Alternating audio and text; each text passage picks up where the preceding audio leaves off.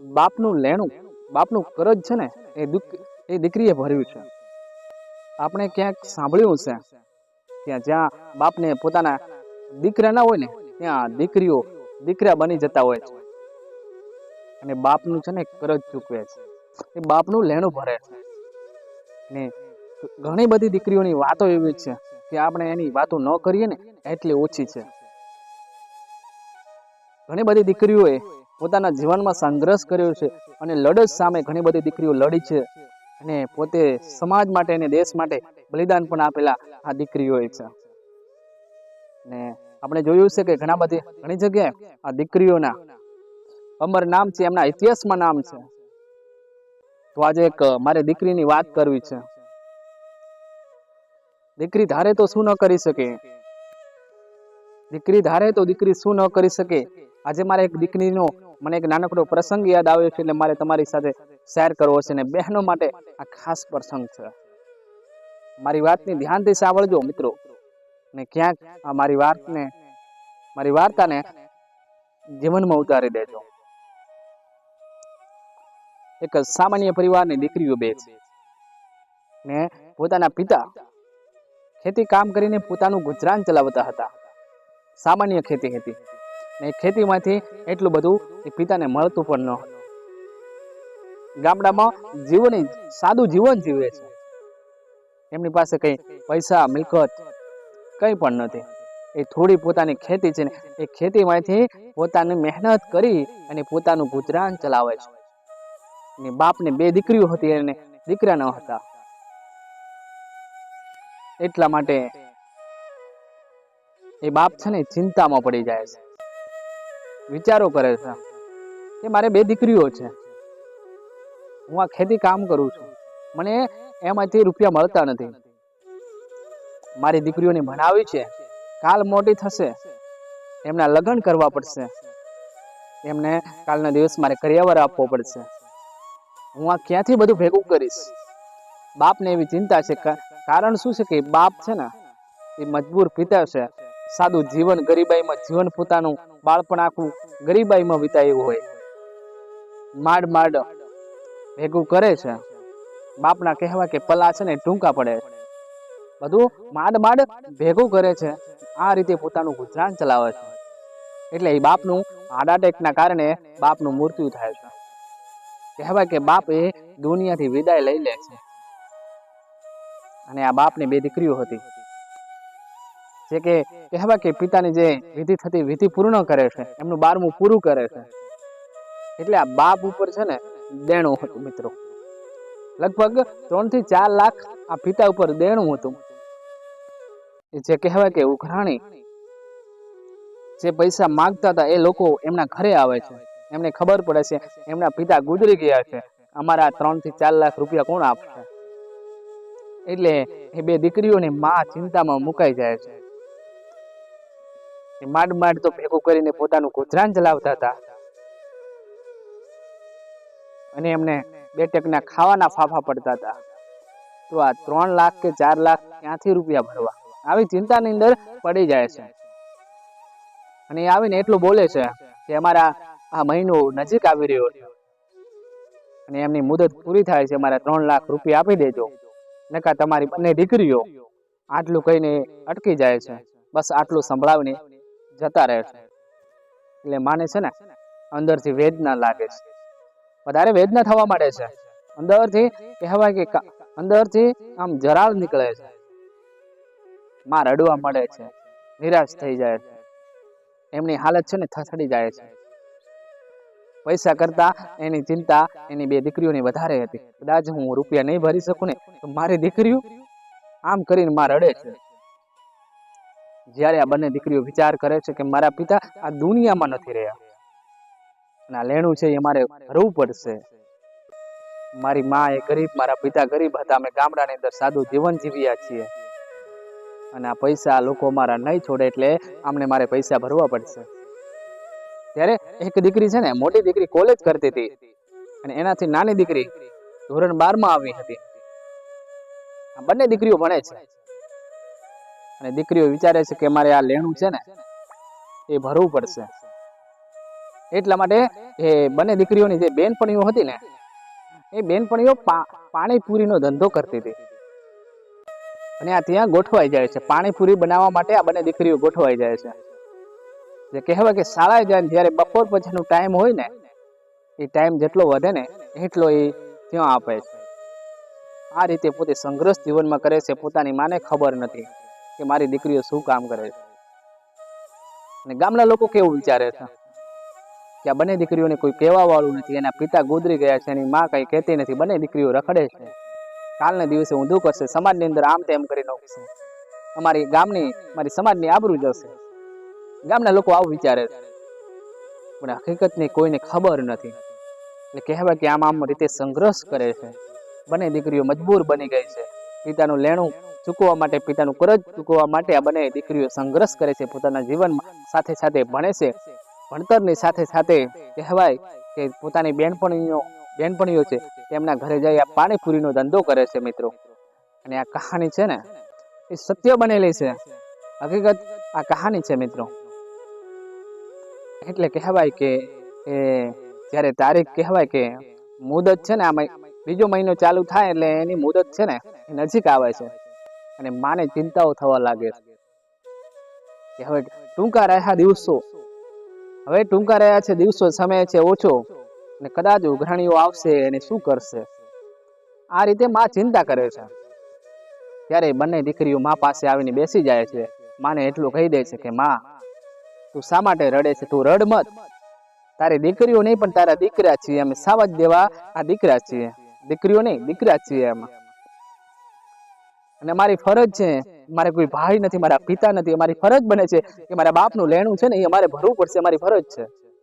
એટલા માટે માં તું ચિંતા ન કર. પણ માં બોલે છે કે બેટા, આપણા જોડે ક્યાં રૂપિયા છે? આપણા જોડે કોઈ મિલકત નથી કે એમને સોંપી દઈએ, આપણા જોડે કોઈ દાખલો નથી કે એમને મૂકી દઈએ. આપણે શું કરશું? આપણે માંડ આપણો ગુજરાન ચલાવીએ છીએ. માં તું ચિંતા ન કર, અમે છે ને રૂપિયાની સવગડ કરી નાખી છે. એમને છાતે ઠોકીને કહી દો કે તારા પૈસા આવીને લઈ જાય. એટલે માં રડતી રડતી બોલે છે કે બેટા, તમે કઈ રીતે સવગડ કરી છે રૂપિયાને? ત્યારે પોતે જીવનમાં જે સંઘર્ષ કર્યો હતો ભણતરની સાથે સાથે એ માને રજૂ કરે છે. એ માને કહે છે. ત્યારે માં પોતાના જે કહેવાય કે ઉઘરણીયા હતા, જે પૈસા માંગતા હતા, એ લોકોને બોલાવી અને એને છૂટો ઘા કરે છે, રૂપિયા આપી દે છે. અને એ વખતે આખા ગામની અંદર ખબર પડે છે. ત્યારે એ આખા ગામની અંદર ખબર પડે છે કે એનો બાપ છે 2 વર્ષ પહેલા ગુજરી ગયેલો છે. અને આ દીકરીઓએ સંઘર્ષ કરી પોતાના જીવનની અંદર બાપની આબરૂ અને પોતાના ઘરની ગામની આબરૂ નથી જવા દીધી. એ દીકરીઓએ રૂપિયા ભરી દીધા છે. એટલે મિત્રો કે ઘણા બધા આપણે લેખ વાંચ્યા છે, ઘણી બધી જગ્યાએ એવું બને છે કે દીકરીઓએ પોતાના પરિવાર તથા પોતાના ગામનું નામ રોશન કર્યું છે અને કંઈક નું કંઈક સમાજ માટે કરી ગઈ છે, બલિદાન આપી દીધા છે. ઘણી બધી આવી દીકરીઓ છે. અને આને એટલા માટે કહું છું મિત્રો, પોતાની હિંમત રાખજો, પોતાની હિંમત અને તાકાત લગાવો, બળ લગાવો. દીકરી ધારે તો શું ન કરી શકે મિત્રો. એટલે જીવનમાં ઘણું બધું શીખવા જેવું ઘણું બધું છે. જીવનમાં આપણે કંઈ પણ કરવું હોય ને આપણે કરી શકીએ છીએ. કેમ ન થાય?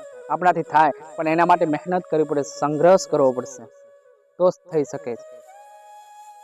અને મને આની સાથે એક બીજો નાનકડો પ્રસંગ યાદ આવે છે કે ગામની અંદર એ પિતા હતા, પિતાને 4 દીકરા હતા. અને એ પિતા જ ગરીબ હતા અને પોતાના જીવનમાં એટલો બધો સંઘર્ષ કરેલો, મહેનત કરી, એક પાઈ ભેગી કરે છે. અને પોતાને 4 દીકરા, પોતાને 4 સંતાન હોય છે. જ્યારે બાપ વૃદ્ધ થાય છે ને જ્યારે બાપનું મૃત્યુ થઈ જાય છે, કહેવાય કે ગામની અંદર વહેલી સવારે ગામની અંદર એ બાપને નનામી નીકળી જાય છે. એમના 4 દીકરા છે, ગામ લોકો છે, સગા સંબંધી બધા જોડાયા છે. અને કહેવાય કે નનામી નીકળે છે. ને પિતાને એકને એક જ દીકરી હતી, દીકરીને ફોન કરેલો કે તું મળવા માટે આવજે, પિતાને થોડી તબિયત સારી નથી, તું મળવા માટે આવજે, આટલું કીધેલું. એટલે દીકરીની બીજું મનમાં કાંઈ નહોતું. એટલે દીકરી છે ને કહેવાય કે બાપના ઘરે મળવા માટે આવતી હોય ને ત્યારે બહુ હરખમાં હોય, પોતાના જે બોગરું હોય, જે દાખના હોય, કહેવાય કે સોળે શણગારમાં હોય. એ દીકરી પણ આવતી હતી. દીકરીની આ વાતની કોઈ જાણ નહોતી કે મારા પિતાનું આવું થયું છે. જે કહેવાય કે નનામી શમશાન નજીક પોકવાની તૈયારી છે. શમશાન નજીક પોકવાની તૈયારી છે નનામી. એટલામાં એક માણસ આવીને ઉભો રહી જાય છે. એ માણસ આવીને એટલું પૂછે છે કે આ કોની નનામી છે, કોણ ગુજરી ગયું છે તમારા ગામમાં? એટલે જે જોડાયા હતા ને એ લોકોએ કીધું કે ફલાણા ફલાણા ભાઈ હતા, થોડા બીમાર હતા અને એ ગુજરી ગયા છે, એમની નનામી છે. તો ભાઈએ કીધું કે કાંઈ વાંધો નથી, તમે આ નનામી છે ને એને રોકી દો, હું આ નનામી શમશાન સુધી નહીં પહોંચવા દઉં. એટલે બધા લોકો તાકવા મળે છે, કોઈ આ મોટો માણસ હશે, કોઈ મોટો મરદ હશે. પછી કહે છે કે મેં આમને વ્યાજે આપેલા પૈસા હતા, મારા 2 લાખ રૂપિયા છે. એ મારા 2 લાખ રૂપિયા દેવા માટે કોણ તૈયાર થશે? એ પેલા મારા પૈસા ભરી દો ને, પછી આ નનામીને હું શમશાને નીકળવા દઈશ અને હું સાથે જોડાઈશ, હું પણ આવીશ. એટલે પોતાના 4 દીકરા હતા ને, પિતાના 4 દીકરા હતા, બધા આમ ડાફેરા મારે છે, એક આમ ગયો, એક આમ ગયો, આમ ગયો. કોઈ એમ નથી કહેતું કે હું એનો દીકરો છું, હું અમારા બાપ હતા. 4 દીકરાઓ બોલતા નથી, એકબીજા સામું જોયા કરે છે. એટલામાં એ કહેવાય કે ગુજરી ગયેલા પિતાની ગરીબ દીકરી એ ત્યાં આવે છે અને ગામની અંદર એ દીકરીને સમાચાર મળે છે કે તમારા પિતા ગુજરી ગયેલા છે, એ નનામી નીકળી છે, શમશાને પોકવાની તૈયારી છે, પણ કોઈક માણસ આવી નનામીને રોકી દીધી છે. તમારા પિતાના રૂપિયા બાકી છે ને, એટલા માટે ભાઈએ નનામીને રોકી દીધી છે, એ શમશાને જવા નથી દેતો. એટલે એ દીકરી કહેવાય છે ત્યાંથી પગ મૂકે છે, એ ઘરે નથી જતી. બાપની નનામી નીકળી હતી, જ્યાં રોકેલી નનામી હતી ને ત્યાં દીકરી પગ મૂકે છે, દોડતી આવે છે. દીકરી આવીને ઊભી રહી ગઈ છે અને ત્યારે બોલે છે કે કોણ ભાઈ છે, કોણે નનામી મારા બાપને રોકી છે? ત્યારે આવેલો માણસે કીધું કે મેં તારા બાપની નનામી રોકી છે અને હું તારા બાપ જોડે હે ને પૈસા માંગુ છું, મારા પૈસા આપી દો તો હું તમને અહીંથી જવા દઈશ, ને કે આજે નહીં પણ કાલે નહીં જવા દઉં. એ આટલો બોલે છે અને પોતાના બાપની કહેવાય કે નનામી નીકળી છે, રોકાયેલી નનામી છે. પોતાના 4 ભાઈ છે, એ 4 ભાઈ છે ને એકબીજા સામે જોયા કરે છે પણ બોલતા નથી મોઢેથી. ત્યારે એ દીકરી કહેવાય કે પોતાના જે ઘરેણા પહેરવા હતા, જે બોગરું પહેરવા હતા ને, એ ફટાફટ કહેવાય કે દીકરી કાઢી નાખે છે. એ કાઢી અને કહેવાય કે પોટલું બાંધી અને એના હાથમાં મૂકે છે કે લે ભાઈ, તું આ છે ને મારા ઘરેણા તું બધા લઈ જા, આ ઘરેણા છે ને વેચી મારજે, ને કદાચ રૂપિયા ઘટે ને તો મારા પાસે આવશે, હું મારા બાપનું લેણું છે ને હું પૂરું કરી દઈશ, પણ અટાણે તું મારા બાપની નનામીને નીકળવા દે. ત્યારે એ ભાઈ કહેવાય કે હાથ લંબાવે છે, એ બોગરું લઈ લે છે ને ભાઈ કહેવાય કે એના રૂવાટા છે ને એક એક રૂવાટું ઊભું થઈ જાય છે ને ભાઈ છે ને રડવા માંડે છે અને એ કહે છે કે ધન્ય છે બેટા તને ને તારા માતા પિતાને, ધન્ય છે તને ને તારા માતા પિતાને. હું કોઈ તારા બાપ જોડે રૂપિયા નતો માંગતો, પણ તારો બાપ છે ને એ મારા જોડે રૂપિયા માંગતો હતો, એટલા માટે મારે ઓળખવો હતો માણસ, એનો દીકરો એની દીકરી કોણ છે ને મારે આ રૂપિયા કોને દેવા, એટલા માટે હું ઓળખતો હતો. પણ ખરેખર તું તારા બાપની દીકરી છે, મને ગર્વ થાય છે. ત્યારે એ ભાઈ છે ને, એ જે ભાઈ છે ને જે કહે છે કે તારા પિતા હતા એ મારા મિત્ર હતા અને હું વર્ષો પહેલા તારા પિતા જોડેથી રૂપિયા લઈ ગયેલો હતો, મને ખબર નથી આટલા લોકો માણસ નનામીમાં જોડાયેલા હતા, મને ખબર નથી કે મારે રૂપિયા કોને દેવા, એટલા માટે હું ઓળખતો હતો કે એનો દીકરો કોણ છે, એનો વારસદાર કોણ છે, વારસદારને હું ગોતતો હતો, એટલા માટે આ મેં કર્યું હતું. ત્યારે એ દીકરીને કહે છે પૈસા આપી દે છે. ત્યારે એ ભાઈ છે ને, ત્યારે ભાઈ દોડીને આવે છે, એ મારો બાપ છે, એ મારો પિતા છે, હું એમનો દીકરો છું. પછી કેવા લાગે છે. પણ જ્યારે લેણું ભરવાનું હતું ને ત્યારે 4 દીકરા છે ને દૂર થઈ ગયા હતા, એકબીજા સામે જોવા મળ્યા હતા. પણ જ્યારે કહેવાય કે રૂપિયા લેવાનો વારો આવે છે ત્યારે 4 દીકરાઓ દોડીને આવે છે. એટલે હજુ આવી દીકરીઓ આ દેશની અંદર જીવે છે કે પોતાના બલિદાન આપી દીધેલા છે, પોતાના પિતાનું કરજ પૂરું કર્યું છે અને પોતાના બાપની ફરજ નિભાવી છે. આવી દીકરીઓના નામ છે. દેશ માટે ઘણી બધી દીકરીઓએ બલિદાન આપી દીધેલું છે. તમે એને મેં જોયું છે, તમને ખબર હશે, અને એમના નામ, એમના લેખ આપણે વાંચીએ છીએ. ઘણી બધી દીકરીઓ હોય છે, એટલે દીકરીમાં પણ તાકાત હોય છે.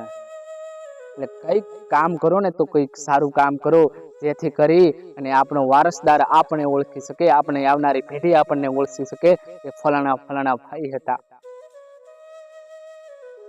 કંઈક સારું કાર્યક્રમ કરો. પોતા માટે નહીં, બીજાના માટે કરીને તમે મરી જાઓ. બીજા માટે તમે કરો, જેથી કરીને તમારી ઓળખ થશે. એટલે આવી ઘણી બધી દીકરીઓ છે ને હું તો કહું છું કે આવી દીકરીઓને સો સલામ છે સાહેબ, ધન્યવાદ છે એમના માતા પિતાને, તે પોતાના બાપનું કરજ હોય ને એ દીકરીઓ ભરી શકે છે. એટલે મને મિત્રો આ નાનકડો પ્રસંગ યાદ આવ્યો હતો. જો કદાચ આ તમને ખરેખર ગમ્યું હોય ને કદાચ તમને સાચું લાગ્યું હોય તો મિત્રો કોમેન્ટમાં જરૂર જણાવી વધુમાં વધુ આ વિડીયો દરેક બહેનો સુધી પહોંચતો કરી દેજો મારા વાલો. વિડીયો ગમ્યો હોય તો લાઈક શેર કરી ચેનલને સબસ્ક્રાઈબર કરજો.